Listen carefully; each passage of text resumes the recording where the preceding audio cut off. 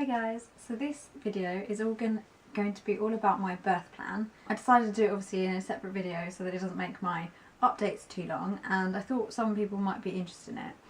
So I based this loosely off of what I did last time, but I also went on, and I think this is what I used last time to be honest, is the NHS birth plan website. Like they have a part on their website. Yeah, I'll read parts of it and then explain a little bit maybe, and then yeah, basically I'm going to be reading it through. So this is my birth plan. It's all neatly written up and there's 2 pages. It does look quite a lot and it might seem like a lot and maybe a bit over needed, it probably won't be needed as much as this.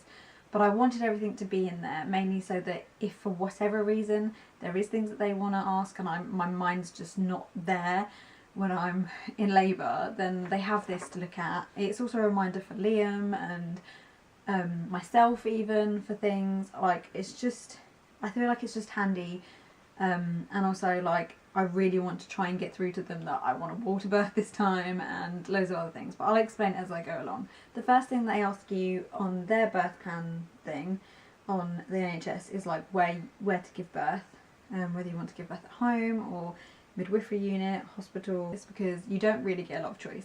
It all depends on where, in the UK it depends on where catchment wise you are for whatever hospital. There's quite a few hospitals around here, and I did get to choose which one. They make you choose it really early. I chose what hospital I went to when I first went in for my pregnancy test with the doctor, and I don't really think that's very fair because you don't know much, especially if you've never been pregnant before, you don't know anything about the hospitals. I feel like they should really give you information about each hospital. You should be able to go visit them if you want to, in my opinion, and then choose where you're going to give birth or what you want to do.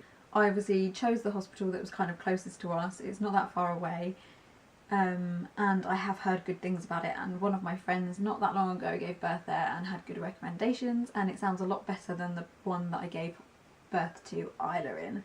For that I just put I've headed the first section as labour, and I've kind of bullet pointed things. I would like to labour as much as possible and give birth at hospital, as I would feel more at ease in knowing I'm having my baby in a safe and comfortable environment, and that if anything were to go wrong, help is easily at hand. I kind of feel like it's a little bit unnecessary, but I put it in there anyway. I would like to use the birthing pool water as my main source of pain relief and possibly give birth in the birthing pool. That was something they ask you, is obviously what kind of pain relief you want. I kind of go into it a little bit more later on, but mainly is that I want them to, that's one of my main things I want to get across to them, is that if I can, I would really like to be able to labour in water. I want to be there early enough to labour in water. I mean, I want to labour at home until I feel like things are really obviously definitely progressing and it's definitely heading towards, you know, him actually being born and it's not a false alarm.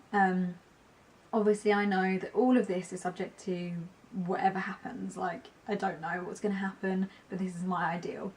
Next bit, I would like to be as active as possible throughout, try various positions and use the birthing pool and any other birthing equipment, whichever feels best at the time. They sort of ask you, obviously some places have birthing balls or literally equipment. I've seen different places. I don't think my hospital has that much, but if they do, I know some of them have bean bags and everything like that. I would love to be able to opportunity to use whatever I need, and try different things to get this baby out of me at the end of the day. I have pelvic girdle pain and diastasis recti, tummy muscle separation. Have been advised by physio to try and not lay on my back in labour. Be careful not to split my legs too much, too widely, and avoid putting self up like a sit-up. Of course this is subject to circumstance and how I feel comfortable. My lower back and pelvis seize up from time to time, and I am concerned about how this may be affected during birth, so may need help moving about. This was something that my physio advised me to do. She said to include this in my birth plan so that they had understanding of my condition and can try and help me not be in pain as much. She seemed to think that obviously by the time it comes to labour, it shouldn't be so bad. Obviously I'll be so focused on the contractions and him coming, and they can obviously do the checks and everything that they need to do, and I am going to have to split my legs and stuff for that, but at the same time it's like just to be a little bit more cautious if I can, and to be very wary of my tummy muscles and stuff like that, just to make it a little bit easier, and if they know that then they can help me with that, is basically the idea. Okay, companion.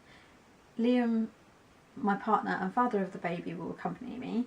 I would like Liam with me at all times throughout labour and delivery as much as possible, and take an active role in helping me through labour and delivery. This is obviously something they ask you again to put in your birthing plan, so they have an understanding of who your preference is in the room. But yeah, it's just going to be me and Liam, and I want Liam to be as involved as he feels like he wants to be. He was pretty involved last time. He cut the cord and all of that, and he was there and he was helping me, and he got a flannel and put it on my head, and he'll probably do a lot of the same this time, and I'm hoping that it will just be as much as possible, if this goes to plan, you know, kind of like a nice intimate moment between us as well. Like I'd like them to, yeah, be there, but kind of take a step back and just let us, you know, use the birthing pool, use the room, and just try and relax through labour as much as possible.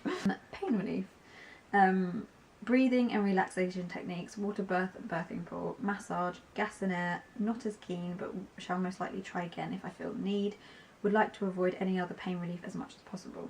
Again, this is another section, another question they ask you to put in, so they have an understanding of what your preferences are for pain relief, and they don't push you too much to have whatever if you don't want it. They aren't very pushy with pain relief over here, actually. To be honest, they're completely opposite. They're very much more pushy to try and let you not have anything, to be honest, other than gas and air.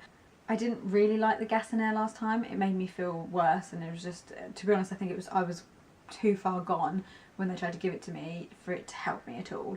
So this time I'll probably try it again, maybe earlier if I am there earlier, hopefully, and see if it helps, but if not, I'm not too fussed if I don't have it. Birth.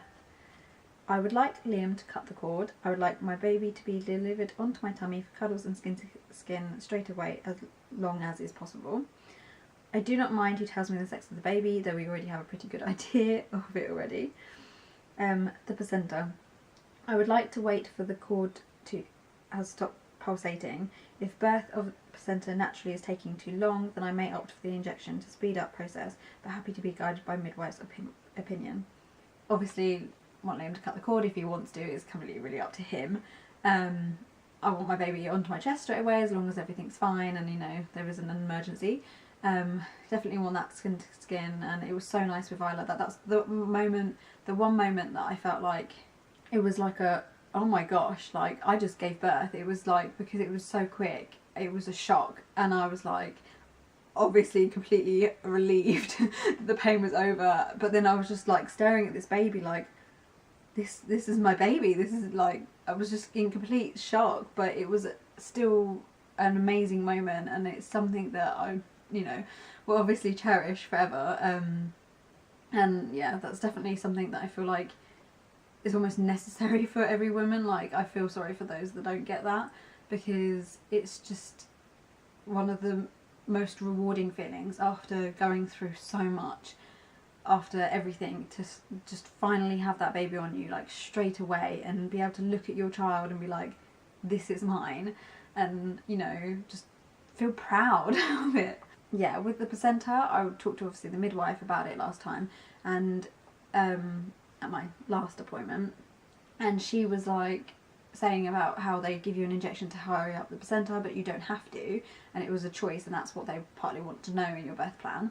I wasn't too bothered, to be honest, but she said that a lot of people seem to think it's better to wait. Obviously, I definitely want the cord to stop pulsating, and, you know, take time with, you know, cutting the cord and making sure the baby's got all the blood through and stuff like that. And I don't mind waiting for the placenta to try and come a little bit more naturally, but again, like I said in there, if it feels like it's taking too long and the midwives think it's, you know, it could be helped, then I'll have the injection to have it come quicker, because I don't really want to be sat there for too long in whatever condition I will be in, trying to wait for this, you know, the birth of the placenta.